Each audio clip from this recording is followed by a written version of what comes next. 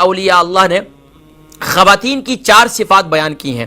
پہلی صفت اس کے چہرے پر حیا ہو، اس کے چہرے پر حیا ہو۔ یہ بات بنیادی حیثیت رکھتی ہے، جس عورت کے چہرے پر حیا ہو اس کا دل بھی حیا سے لبریز ہوتا ہے، اور یہ بات بڑی مشہور ہے، چہرہ انسان کے دل کا آئینہ ہوتا ہے۔ حضرت ابو بکر صدیق رضی اللہ تعالیٰ عنہ کا قول ہے مردوں میں بھی حیا بہتر ہے۔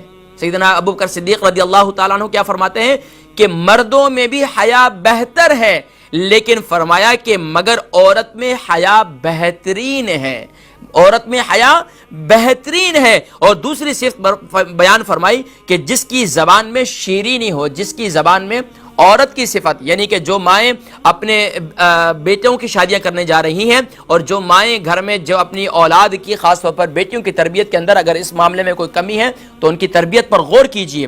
پہلی صفت بیان کی یعنی کہ ان کے چہرے پر حیا ہو، حیا پیدا کریں، ان کے مزاج کے اندر حیا، شرم و حیا پیدا کریں۔ لباس کے اندر آج گھروں کے اندر بسا اوقات بیٹیاں نائٹی پہن کر گھروں میں گھومتی رہتی ہیں، بھائیوں کے سامنے۔ غیرت بھی کوئی چیز ہے، یہاں تک میں ناظرین کرام بہت سے، یہ تو میں نے لفظ جو ہے بہت پوشیدہ کر کے آپ کے سامنے پیش کیا ہے، تو ہمارے معاشرے کے اندر تو آج پہلے زمانے میں کسی عورت کا اگر کوئی جو ہے پاؤں سے پائنچہ جو ہے اوپر اٹھ جاتا تو وہ شرم کے مارے جو ہے اس کو ڈوب جایا کرتی تھی، اب تو حیا جو ہے وہ رخصت ہوئی چلی جا رہی ہے۔ تو اس لیے ناظرین کرام حیا حیا حیا فرمایا کہ دوسری صفت جو ہے وہ فرمایا کہ زبان، عورت کی زبان میں مٹھاس ہو۔ زبان، ظاہری بات ہے ماں کی زبان میں مٹھاس ہوگی تو بیٹی کی زبان میں مٹھاس آٹومیٹکلی ہوگی، باپ کی زبان میں مٹھاس ہوگی تو ماشاءاللہ بیٹے اور بیٹی کی زبان پر بھی مٹھاس ہوگی۔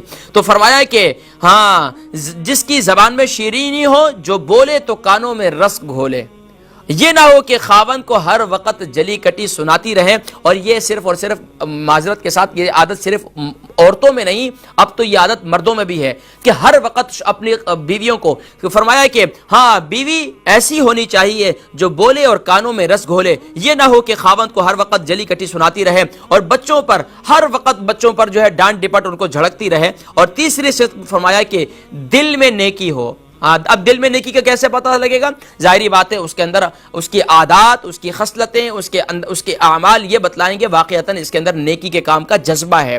ہاں، اور فرمایا کہ ہاں اس کے ہاتھ کام کاج میں مصروف رہیں۔ یہ خوبیاں جس عورت میں ہوں یقیناً وہ بہترین بیوی کی حیثیت رکھتی ہے۔ اگر آپ اپنے بیٹے کا رشتہ کرنے جا رہی ہیں، دیکھیں پہلے زمانے میں کہا جاتا تھا اگر آپ کسی اپنے بیٹے کے رشتہ کرنے کے لیے جا رہی ہیں تو وہاں جا کر صرف دو جگہیں دیکھیں گھر کی، ایک کچن دیکھ لیں، ایک باتھ روم دیکھ لیں۔ اگر کچن اور باتھ روم، کچن کے اندر ساری چیزیں ڈسپلن سے رکھی ہوئی ہیں تو آپ سمجھ لیں کہ اس گھر میں، اس گھر کی مالکن اور اس گھر کی بیٹیاں، اس گھر کی بہویں یہ ساری سلیقہ مند ہیں۔ اور اسی طریقے سے اگر اس گھر کا باتھ روم جو ہے وہ گندا ہو، صاف ستھرا نہ ہو تو یقیناً آج کے دور کے اندر تو ہمارے لوگ باتھ روم کو زیادہ چمکاتے ہیں، بیڈ روم جو ہے گندے ہی ہوتے ہیں، تو بڑی معذرت کے ساتھ۔ لیکن یہ ہمارے ہاں بہرحال یہ کہ ایک کہا جاتا ہے کہ یہ بڑی مشہور بات پرانے زمانے میں تھی، تو آج کے دور کے اندر بھی بچیاں ہیں تو ماؤں کو میں کہوں گا کہ خدارا ماؤں کو میں گزارش کروں گا ہاتھ جوڑ کر کہ بچیوں کو کوئی کھانا، ہانڈی روٹی پکانا سکھائیں، کوئی گھر کے کام کاج۔ پہلے زمانے میں تو بچیوں کو